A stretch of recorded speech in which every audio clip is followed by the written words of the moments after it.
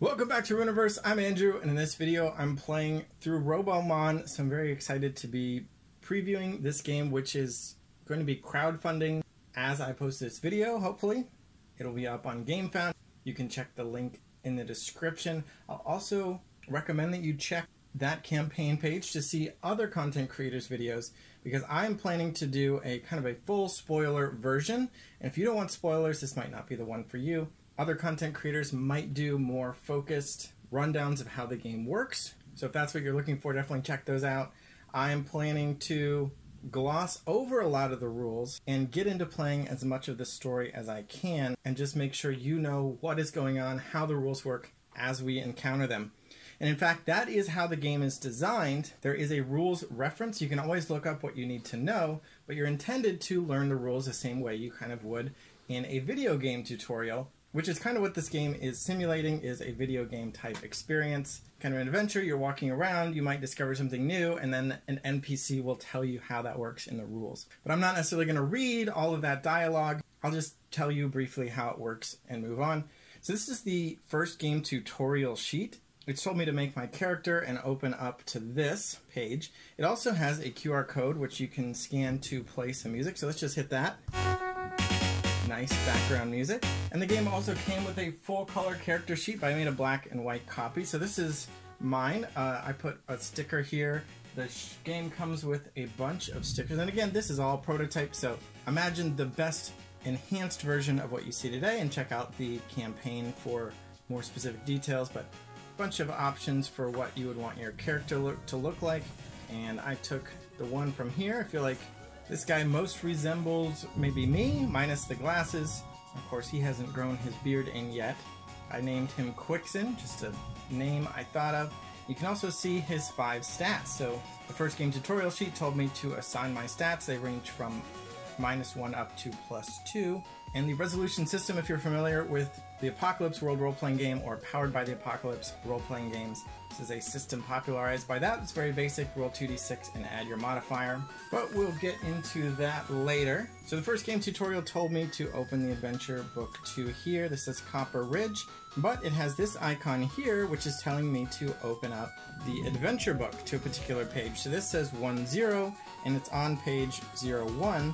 So I go to 1001, which you can see here, and then we can read this comic. So today's the day I finally get to meet my very first Robomon.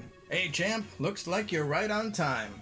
And then Gramps will give me a good bit of exposition here, explaining some of what's going on, his history and lore. And then he's going to tell me to draw Robomon cards 1, 4, and 7. So I'm going to go to the Robomon deck and pull out 1, 4, and 7. And these are going to be Gustwing, Pando, and Willowhair. We'll take a look at Willowhair, and this is probably the one I would choose, but I fully intend to back this game and play through the full game rather than just the prototype I have now. So I'm going to save Willowhair for later. There's also Gustwing, the air type, but I'm going to choose the one that I would least likely choose by default, which is usually the fire type in any analogous game that you might be familiar with. In this case, that's going to be Pando. He is a pretty cute panda, so I'm interested to start out with Pando. And we can see that he's a fire type. He has 9 health, so the gears, because these are all Robomon, they are robotic, and it's going to have 9 gears. That's his health. 11 batteries, which is actually a pretty good stat there. That's basically how, kind of like an endurance in battle, how much he can do. His speed is 50, which is right in the middle, I think. Move 3 is pretty slow. This strength symbol here means that if I do a skill check, he'll actually give me 1 extra strength as long as he's on my team. And he's got 3 moves that he can use in combat, and we'll take a look at how those work later, I'm sure. So I'm going to take Pando, and the other 2 go back. I'll go ahead and give him his 11 batteries. I guess these aren't called batteries. These are batteries, which we'll get to later, but his energy. Also, whenever you add a Robomon to your team, you get to go into the journal deck and get the matching Robomon. So that is going to be number 4 here is the Pando. And you can see this looks like a journal entry. And depending on how you back the campaign, you might get a journal kind of like this one, which you can use to store all of your entries on a nice display. And this is number 4, so you might put it in the 4th slot, or I'm just going to put it as the first one I captured. And you can see he burns off old plant light to make way for new. And you could build up a nice journal as you do that. And now Gramp wants to show me how a Robomon battle works. So I need to draw verse card 001. So I pulled from the Robomon deck, now I'm pulling from the verse deck, card number 1 here, because that is what he's going to battle me with. So there are duplicate versions of Robomon, and whether they are an AI opponent or a Robomon that is on your team. So I got the verse card 001, and that is Sparky. So Sparky has some similar familiar stats here. That is his hit points, his movement, and armor token. So he's going to be a little bit tougher from the outset. And his speed 30, which is lower than our 50. He's got some attacks of his own. And along with those 3 attacks, there's this kind of AI enemy selection process. So we'll roll a d4 on his turn, which again we'll get to in a minute, but just while I've got it popped up here, if we roll a 1, he will try to attack the fastest Robomon. So that's the speed symbol, and the up arrow indicates the fastest. If we roll a 2, he'll try to attack the Robomon on our team with the least health remaining. If we roll a 3, he'll try to attack a fire type or an air type. And if we roll a 4, he'll try to attack a grass type or a fire type. He'll also roll or use the move that matches that die roll. So on a 1, a 2, or a 3, or a 4. So there's a kind of a correlation between who his target is and what attack he's going to use against them. One final thing is you can see this timer symbol with an infinity.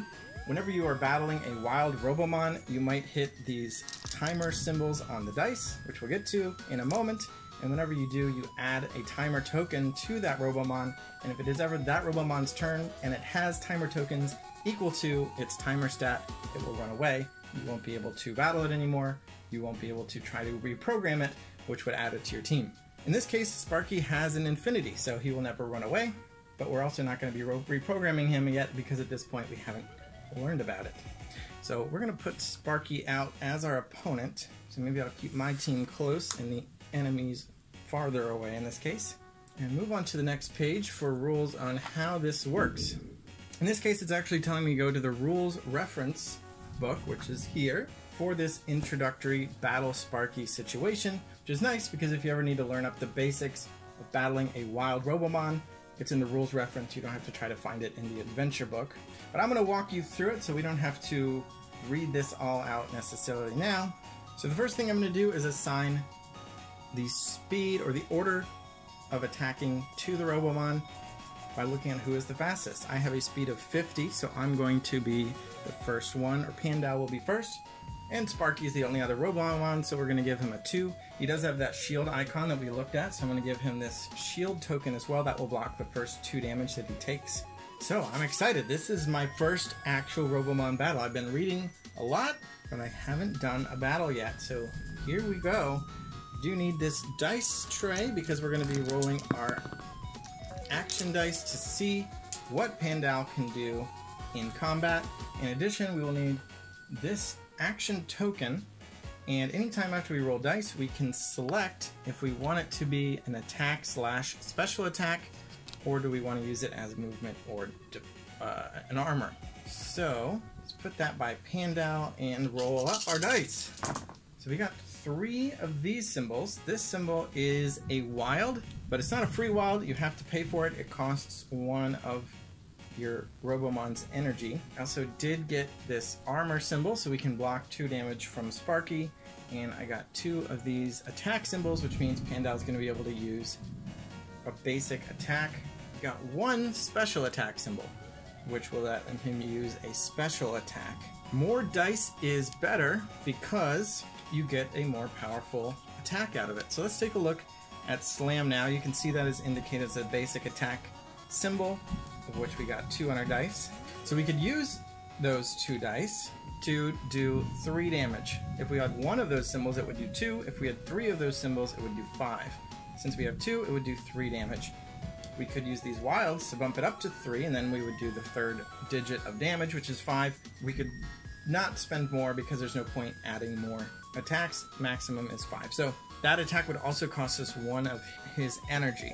I think that is what I'm going to do. I'm going to go ahead and spend 1 energy, as well as 1 energy to convert the wild down to 9, and that is going to mean we are attacking with a slam. Now this push symbol is something that only applies in a competitive Robomon battle. This, even though we're battling Gramp, this is considered a wild battle, so we're not going to use that. Same thing with this range symbol. That is actually range 3 because of the 3 dots. But overcharge is available. If we want, we can do this anytime, I think. So we could see what we roll and see if we want to take a damage to add 2 more damage to this attack. So we're doing 5 damage, but that's not all there is to it. We also are going to add this modifier die. If we had advantage, such as a type advantage, we would roll a green die. If we had disadvantage, like a type disadvantage, we would roll the red die. But Sparky doesn't actually have a type, so we are rolling a black die. No types apply against him. A -1 means instead of 5 damage, we're going to do 4. The armor means that's reduced down to 2, but the armor's broken. And Sparky takes 2 damage out of his 7 health. Now it is Sparky's turn to hit back. And I just realized something, which is I could have saved 1 energy from Pando in order to use my action token as a 3rd attack instead of the wild. But since I didn't, I can actually save it as armor. We do have 2 armor from this die, so we're going to be blocking the first 4 damage against Sparky. That might be unnecessary, but let's see. So first we need to roll a d4 to see what Sparky wants to do in the first place. A 1 means he's going to use Bite against our highest speed Robomon. Again, we only have 1, so always going to be attacking Pando. Bite only does 1 damage, it says so right on the card, but he is going to add the modifier. 1 minus 1 is going to be 0. Back to us, so that actually ends the full round, so we're going to roll more dice, including this one. Same thing. Here I rolled some new symbols, so you can see movement is the green arrows and the purple timer. So I do need to add 2 timer tokens to Sparky just to get into the habit of it, the rules say, even though, as I noted, he has an infinite time, he'll never run away. Movement is only used in competitive battles. I rolled a special symbol, and I guess let's go ahead and use a fireball this time. So we'll take a look at fireball just for some variety. I'm going to spend 2 energy to use that fireball. I'm going to use my attack token as a special symbol. So the difference between attack and special attack is basically just that they are a different symbol, but they're all kind of fueling attacks. Just is it a basic attack or a special attack? But I rolled a star, I didn't roll any basic attack symbols. Just 3 wasted dice here basically. I have this armor. So I'd like to have 3 special symbols so that I can use that 6 damage. So I'm going to spend 1 energy, bringing me down to 6. That'll change this to a special. And along with this token we have 3, so we're going to do 6 damage. Now this is a fire type attack, so the slam doesn't have a type. Fireball does have a type, so in this case we would check a type chart. Again, Sparky doesn't have a type, so I'm not going to bother. Just roll the black die. -2 to the 6 brings it down to 4, which would mean Sparky has 1 hit point remaining, so the question is, do I want to overcharge? But I think I won't, just because Sparky doesn't hit very hard, and damage does persist outside the battle. The energy gets recharged after the battle. So I'm going to give Sparky his turn after putting 4 more damage on him. Roll his d4, and a 3 means he wants to attack a fire type or air type with a tackle, which is 2 damage, -2, so again the 0 damage.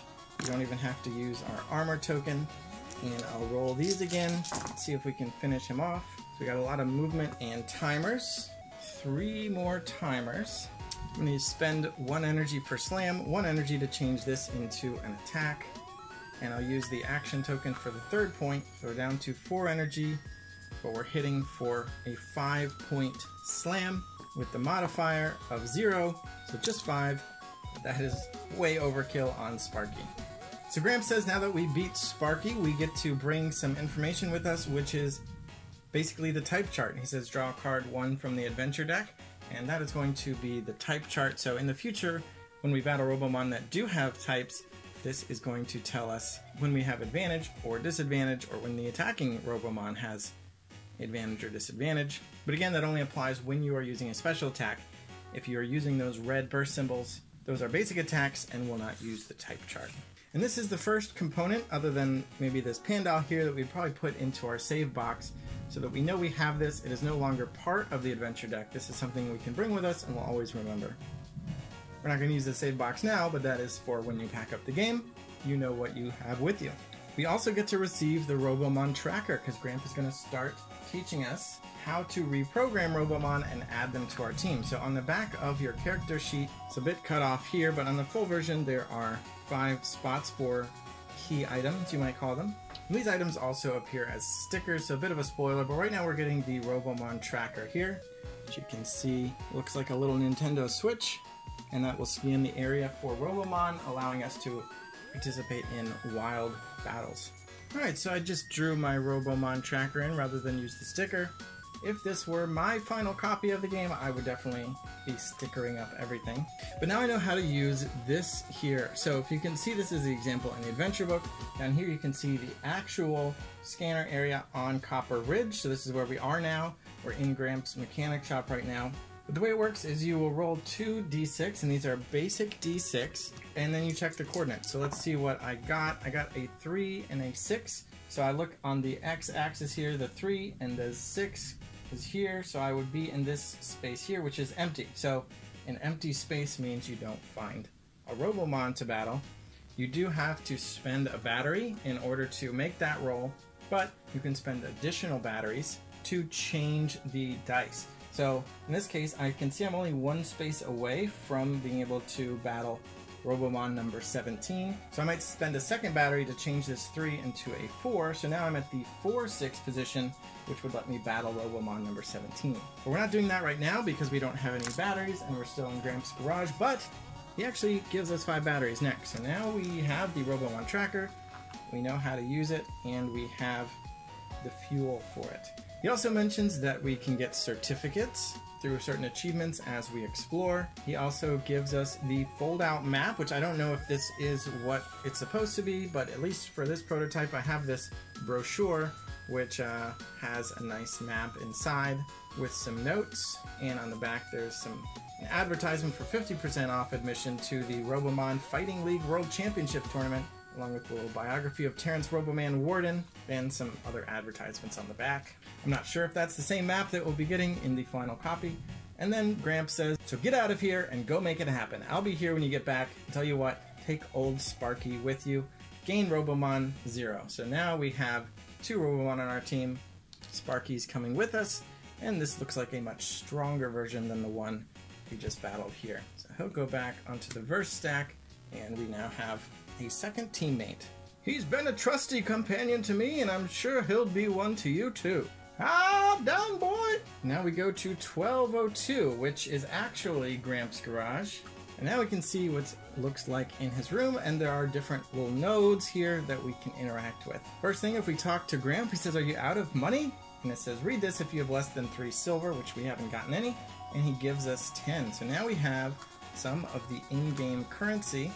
So you can see 3 of token here and 1 more here. So we'll take 10 silver. Thank you, Gramp. Again, check the campaign page. I think those might have a metal coin upgrade option. But basically that's the currency that we can spend. There's also a note that says if we have all of the Robomon added to our journal, which I guess we should be adding Sparky to that. So let's go ahead and add Sparky alongside Pando. Gramp's made Sparky in the garage. He's a good friend. But if we have all of them, it says 60 here, but there might be more in the final game. In fact, I don't think this prototype has 60, but we would get to turn to 98, 95 and see what Gramp has in store for us. Certainly not there yet. There is some lore going on here, which I will save for you, but I do want to take a look at one thing, which is the screen. The screen says it has tons of information about various Robomon. We see blueprints, schematics, and analytical data for several projects Gramp is working on. Also, if you have a jump drive, you can load it up here. Then it has a 2 pound signs and the number 47.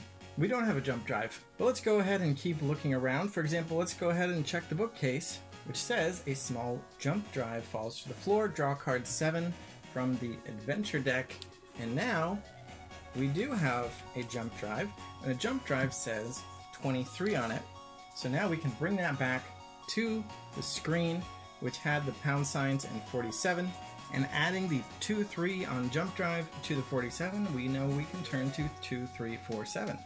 So So the adventure book has these page numbers at the bottom, which we'll use. So 2251 to 2402, we're looking for 2347, which is up here. It says you load the jump drive into the computer, and after a moment, several folders open up revealing schematics for large robots you've never seen before. Where did you find that? Gramp asks with a smile. Luckily, the war ended before we had to build any of those, but they were going to be our last resort. He stares at the images on the screen. We never could quite get them to work, though. They were so big the reactors inside couldn't be stabilized correctly, so one precise hit would blow up the whole thing.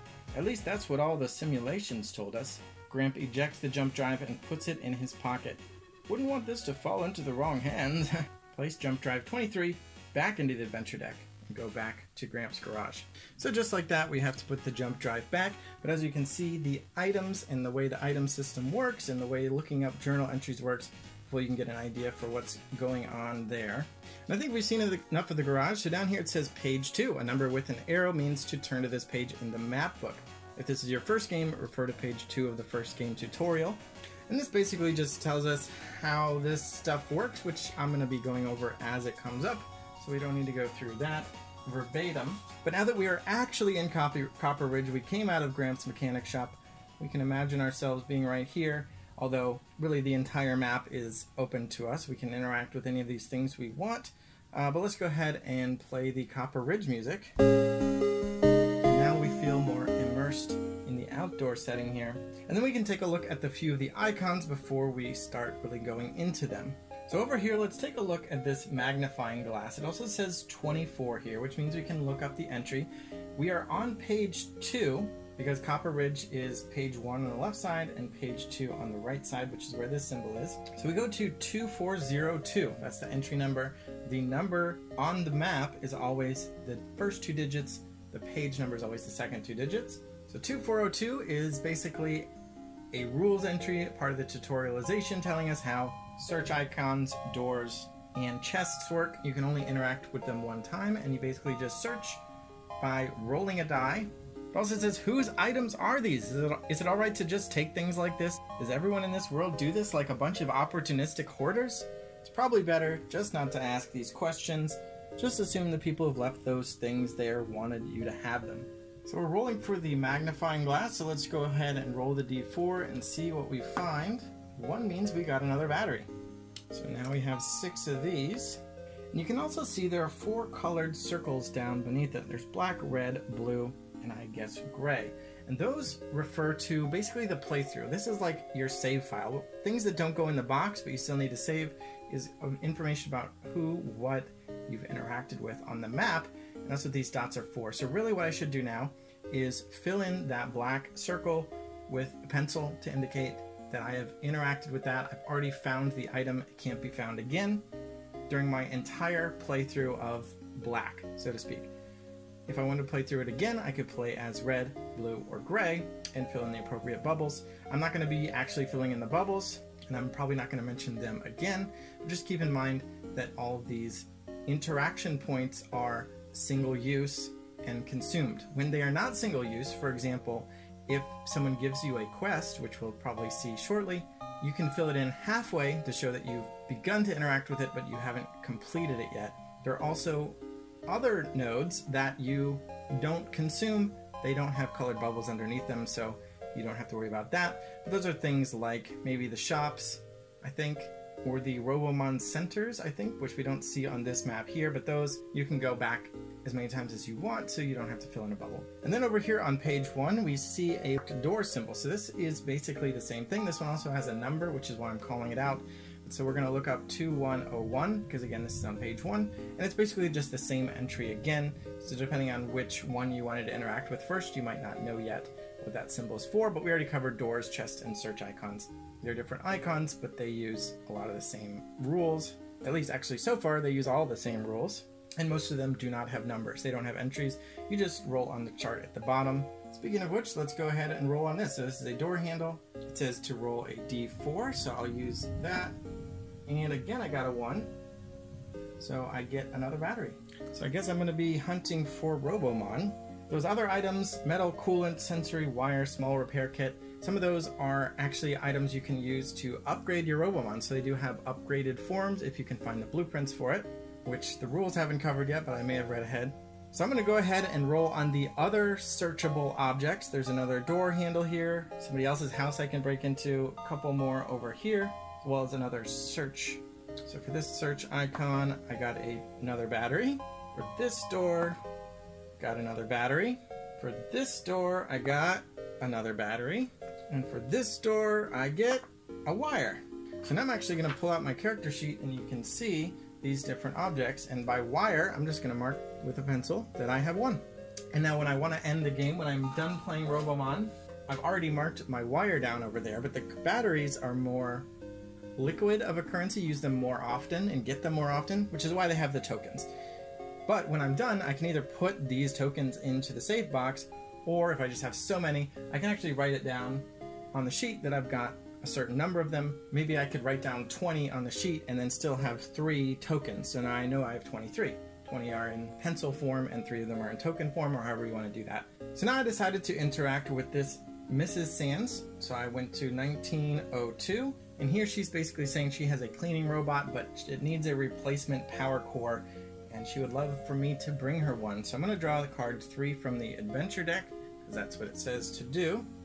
And here we have Mrs. Sands and the card to remind me. So this is another thing that can go in the save box. Is just a reminder, find a power core for Mrs. Sands in Copper Ridge. And I can just keep this nearby until I get a power core that I would like to give to her. If I were to come back, read that entry, and give her the power core, I can discard it to turn to 4202 and find out what happens.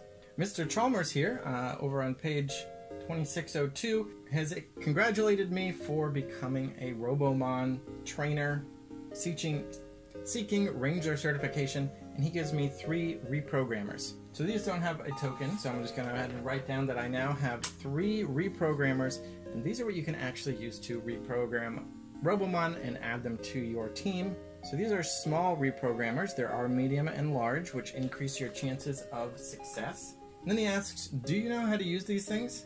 And if I say no, he will go on and tell me a bunch of tutorialization about how to use that. And you know what? Maybe I should just try to use one. So I'm going to use one of my many batteries in order to use my Robomon finder and roll on this chart here. I have to spend 1 to boot that up and roll 2d6. 2 and 2 is a pretty bad roll. So 2 on the x-axis here is a completely empty column, and there is no 2. So in this column, you can see that it's only 5, 6, or 7. A d6 can't even roll up to 7, so you'd have to use batteries for that. But with a 2, it's just too low. So I think I'm going to spend, I could change one of my 2s. I could use a 2 for this column, and then spend 3 batteries to bring this up to a 5, but that's still empty. Then I would have to use a 4th battery to change this into a 1, and then I could fight number 17. Or I can just spend 1 battery and re-roll. So I think I'm going to do that, spend my 1 battery down to 8 and re-roll. Got a 2 and a 4. I'm going to go for the rare Robomon. I don't know what's more likely, but I'm just going to spend the batteries. I've got them. So I'm going to change 1 with 1 battery. And I'm going to change this 4 to a 7 with 3 more batteries, because I want to find out what is here. And that's a little bit silly to say, because I don't even know what the number 17 is, and here I am wanting to know what 27 is. But yeah, that's what I am. That's how I am. So let's go find Versus card 27. That's actually the last card in this deck. That's kind of ominous. We got a Treadle. So as you can see, we now have 4 hourglass counters. So it's going to run away if it takes a turn with 4 counters on it. So we don't want to roll those. 6 health for movement, which we're not going to use. It does have actually 2 armor tokens we have to get through. So I was a little bit excited that 6 health seemed low. And then some attacks, Clamp and Fertilizer Bomb. Only 2 different attacks. This time we do have 2 Robomon on our team. So let's see how this plays out. First up, I'll give both my Robomon their action tokens and roll the 7 action dice. I did get 2 of these, so that is already 2 timers. And I forgot to assign the battle order. So Treadle has 28 speed, which is actually last, which is nice. So we have Pando, then Sparky, then Treadle. So Pando's going first with 50 speed. Pando can use Fireball, which is a fire type attack. So checking the fire row here, we can see that it has advantage against a grass type, which Treatle is. So I might want to use Fireball. So I need these star icons. I can use this action token as a star, and then maybe one of these wild. So I'm going to have to spend 3 energy, 2 for the Fireball, and 1 to change the wild. But that is going to give me the ability to roll with advantage with a base of 6. So now I'm rolling this green die, which has +2s and +3s on it. So let's see what we've got. Got a +3. That's nice. So that's 6 becomes 9. It's blocked by 2 armor, 2 each. Brings the damage down to 5. And that's 5 out of 6 hit points. So I could have accidentally knocked it out, which would have been unfortunate because I'm actually trying to reprogram it. That was Pando's turn, so we'll go to Sparky's turn, and in order to attempt reprogramming, I have to skip one of my Robomon's turns. Treatle's already down to 1, so this is the perfect opportunity to try to capture it. So now I actually do need the box lid, and I need it to be flat. Hopefully that's flat enough. I'm using a small reprogrammer. Small reprogrammer uses a D4. Medium would be D6, large would be D8, I believe. The rules say that I am consuming one of my reprogrammers by attempting this. I have heard there is an errata that you don't consume it unless you are successful. If you're unsuccessful, you can pick it up and try again. So that is a nice quality of life feature. If that is true, I will be using that rule for my playthrough. And now what I do is I toss this D4 into the box. I should probably do some practice throws. If my D4 has a higher value than the number of remaining hit points, I'm successful. Fortunately, Treatle is down to 1 because of my very successful Fireball. Thank you, Pandal. If I landed in this green zone, I get +3. So that would be an automatic success in this case. If it is in this yellow zone, it is a +1. If it is in this zone here, it is a 0, no modification. And if it is outside of the red line, the attempt fails regardless of the die result. If it is on the line or partially, even a little bit in a different zone, you get the benefit of the best zone. In this case, all I need to do is not get fully outside the zone. So I just did a few test rolls. I got 3 out of 4 in the red line. So let's see how this goes.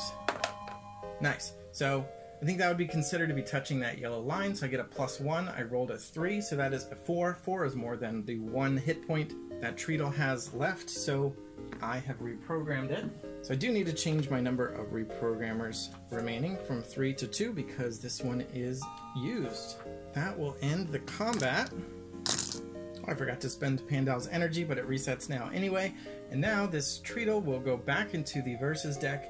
Instead, I'm going to find Treatle number 59. So you can see its Robomon number here, number 59. So I'm going to grab that from the Robomon deck right here and see what we got. So again, the versus mode is different from the reprogrammed mode, but Treatle's joining our team, still at the 28 speed, grass type, 7 health, 7 energy, 2 movement, so a lot of my team is not that fast. Clamp, which has some interesting icons here, the trap icon and the piercing icon.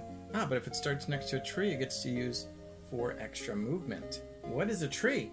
So trees will show up in versus battles when you battle other Robomon trainers. I'm not sure what they're called here, but so Treatle will join our team and we'll see a versus battle probably not in this video, but stay tuned. But I can only have 2 Robomon in my team, so by default Robomon battles are going to be 2 versus 2 when you battle another trainer.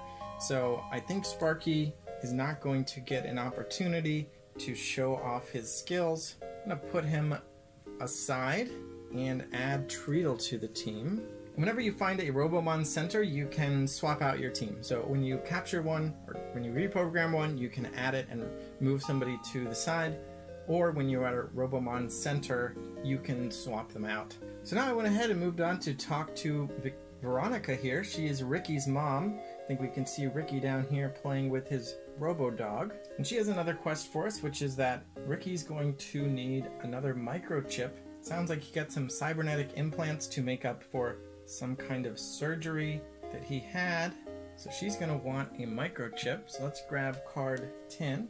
And as I'm grabbing a card, that reminds me I forgot to get Treatle out of this deck here.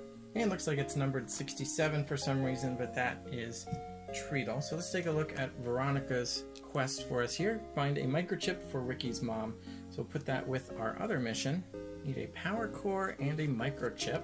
And then here is Treadle's journal entry. Processes dead plant life to create fertilizer. And that'll be our third entry. So there you can see Ricky running around with his robo-dog along with his mom over here on the bench. And now we have an entry from Ricky about puzzles. So it's introducing the concept of puzzles. This is the first one we've seen. This is my robo-dog Shelly. She's got a prize in her belly. Just look at her collar and give me a holler if you know what number to tell me. This is a 1-star puzzle, so it's intended to be easy. I'm not going to solve it for you, but I will solve it for myself. But basically, something about this puzzle, which you can see all of the information on screen, should yield a 4-digit number, which is the entry I'm about to go to. Oh wow, Ricky says with surprise, you actually figured it out. People around town say you're not the sharpest cup in the cup drawer, but maybe they're wrong. He chuckles a bit before tossing you something. Here you go, 2 batteries. Just what I needed. Starting to run low. Back up to 6. Now let's check out what the Robo Report news station has to say. Many areas have a holovision, where you can tune into different channels to see the news, sports report, infomercials, and more. Welcome back to Channel 1 News. I'm Ann Fitzsimmons. Today's top story comes from the western swamplands of Alloy, where Slurry Steppe has been forced into a lockdown due to growing concerns of a Radazon infestation. Seen here at a press conference earlier today, Slurry Steppe's mayor, Simon Welch, was met with resistance from the city's gambling commission. As you may know, Radazons have been known to pass viruses to other Robomon, making them potentially dangerous. And to make matters potentially worse, there have been reports that the Radazon population seems to be growing in Slurry Steppe. This is local officials scratching their head as Robomon are unable to self-replicate. We'll have more on this story as new details emerge. Interesting, this card says to draw an adventure deck card, which is a pocket boat voucher. Ahoy, Alloy! It's me, Tish, and you're watching Around Alloy, where we talk about everything happening in your favorite province. Today I'm joined by the world-famous Robert Robinson, inventor of the even more famous Robo-Rowboat. Robert, I know you've got a big announcement, so please take it away. Well, hey there, this is Robert from Robert's Robo-Rowboats in Goldhaven, and I'm here to tell you about the Mega Blowout Sale we're having on all rowboats and rowboat accessories. Prices are up to 75% off, and everything must go to make room for next year's inventory. First 100 customers to stop by with a coupon that's currently printing out of your holovision will receive a free pocket boat. Make sure to act now, supplies are running out, and once they're gone, they're gone! Can't wait to see you at Robert's Robo-Rowboats. Don't waste your money at one of those cheap knockoff stores. Come on down to the original Robo-Rowboat maker and tell them Robert sent you. And our third news story is Ready to Rumble with Brady Trumbull. What's up, Robo-Maniacs? It's time for Ready to Rumble with Brady Trumbull. Last night's main event saw Port Platinum's Roboman champion, Waverly, taking the #1 contender, Kevin Garcia. The match started off fairly even as the competitors fought for control of the middle of the arena. However, Waverly's Robomon's ability to swim made quick work of each member of Kevin's team, and it wasn't long before the tide turned in Waverly's favor. Waverly is now 22-0 in the last 3 months of play and looks unstoppable. We caught up with Waverly after the match to get his thoughts. I'm the wave-riding, high-tiding, water-sliding champ of this city. The Robomon World Championship goes through me. Just wait until you see what else I've got in store. Let's just say it's going to leave the rest of you chumps out in the cold. To be the best, you gotta beat the best, and I'm having a hard time keeping these tide alligators down. Phew! That was a lot. Now we're over here with our friend Dustin next to the Bolt Mart, and his dad just came back into town with the newest issue of Kid Dynamo, which my character, Quixen, is clearly interested in because I read this dialogue entry that indicates I am interested. And I have 3 choices of how to respond. A, I can tell Dustin to name his price. B, tell Dustin he's about to catch these hands. Or C, distract Dustin for a moment and try to take the comic without him noticing. Now I am anticipating a skill check. So what skills did I give myself? I'm best at intelligence and agility. And in fact, I think this treadle symbol here indicates that I will get extra intelligence. That light bulb symbol there means another +1 to intelligence. Pando gives me strength. I don't know that intelligence is going to help me here though. Maybe my +1 agility would help me steal it from him. But I don't think I want to be that kind of character, despite the fact that I just go into people's houses and steal their items. So I'm just going to ask what is his price. And he says to surprise him and bring a comic that he hasn't read in order to trade and draw card number 9. Now I have a third object that I can try to find for a quest. Now I'm going to check out Bolt Mart at 1401, which is here. And you can see there are a bunch of things for sale. I'm up to 6 batteries. Again, I don't think I need to buy any of those, but I think I might actually buy a repair kit, a quick charge, and maybe a reprogrammer. I still have 2. I don't know how often I'll be finding these things. I'm going to spend my money and get those. So that'll cost me 3, 5, 8. So I'll put back 9 and take 1. Change the numbers on my sheet. And the repair kit is an item that can remove the damage from Robomon. And the quick charge is an item that can regenerate their energy during a battle, in case it is a long drawn out battle. Because if you run out of hit points, obviously that Robomon is removed from the fight, but the same is true of energy. Now up here is the hover bus stop. So while I'm writing on my paper, I'm going to go ahead and add a hover bus stop to my character sheet. Now, anytime I want, if I'm in a location that has a hover bus, I can move between locations, and this is just going to be a way that I know I can quickly return to Copper Ridge. So I'm going to write Copper Ridge and page 01. So hover bus activated. Finally, there are a couple other symbols I haven't explored yet, and these are actually exploration symbols. There's one up here and one up here. So let's check out 33 first. That's 3302 to be precise. It says, I wander through the woods for a while and eventually arrive at the edge of a ravine that's too far to jump across. On the other side, you spot a thick branch that looks like it would support your weight if you just had a way to reach it. To continue, you'll need a grappling hook. And this doesn't give me a journal or adventure card to remember, so I'm actually going to write a personal note that I could use a grappling hook in Copper Ridge. The rules don't cover this, so I'm going to use my personal notation. This is a copy of the sheet that was included with the prototype where I can save my Robomon's health between sessions. So I'm going to make a note down at the bottom that if I have a grappling hook, I might want to come back to Copper Ridge 0233. So it'd actually be entry 30. The entry is actually 3302, but just wrote Copper Ridge 02 page number, and then indicating 33 as the place I want to check. And then that'll bring me back to this entry where I'll know to go to 5702, which I'm not going to go to now. Instead, I'll go ahead and search over here, 2801. And out in the woods, I encounter Two Hats McGee roasting a rodent over a campfire. Looks like a non-robo rodent, just a fleshy kind, and he offers me a leg, but I've declined it. And then he says to tell him a joke. So I need to make a charisma check. My charisma is 0, so I won't get any modifier to it. I also don't have a Robomon that contributes to that skill, so it's just going to be 2 6-sided dice, no modifiers. That is a 4, which is a pretty bad roll.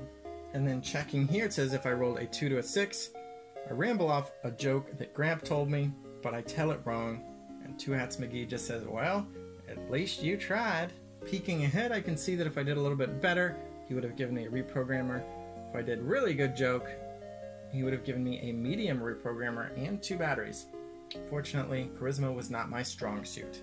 And now I have checked out almost everything on the map. The last remaining thing would be up here. It says I can go to page 3, but there's a stop sign next to it, which means I can't go to page 3. I need to go to entry 1701.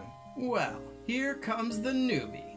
Now, hold it. You weren't thinking of leaving without saying goodbye to your old friend Tabitha, were you? Finally got your first Robomon, huh? Well, if you think you're getting certified before I do, think again. If you want to get past me, you're going to have to prove yourself in a battle. And that, turning the page, brings us to our first PvP battle, which takes place with terrain. You can see the tree here, which Treatle loves to climb. There's a pond, which aquatic Robomon can benefit from and impedes everyone else, along with some other difficult terrain with some boxes over there. So that will be the beginning of my next Robomon video as I continue playing through. I think we covered most of the basics of the rules other than the PvP. We did a basic wild battle. We did a wild battle with a reprogramming. Did skill checks. We did searching. We got quests. We spent money at the Bolt Mart. All that's left to do is to end my session by noting which Robomon are on my team and how much damage they have on them, along with where I am. So I'm actually still just in Copper Ridge. The fact I'm about to battle Tabitha is not really, I just have to remember that, or I could make a note, but so I'm in Copper Ridge. Robomon 1 is Pando with no damage, and Robomon 2 is Treadle, also with no damage. I guess you do actually have a team of 6, so Sparky is still on my team. It's just not one of the first 2 that I would bring into battle with me. So thanks for watching. Stay tuned for the next video where I'll be battling Tabitha and continuing my adventure through the world of Ally with my Robomon. Check out the crowdfunding page on GameFound, as well as other content creators for their own take on the game. Subscribe so we can get more subscribers, and bye.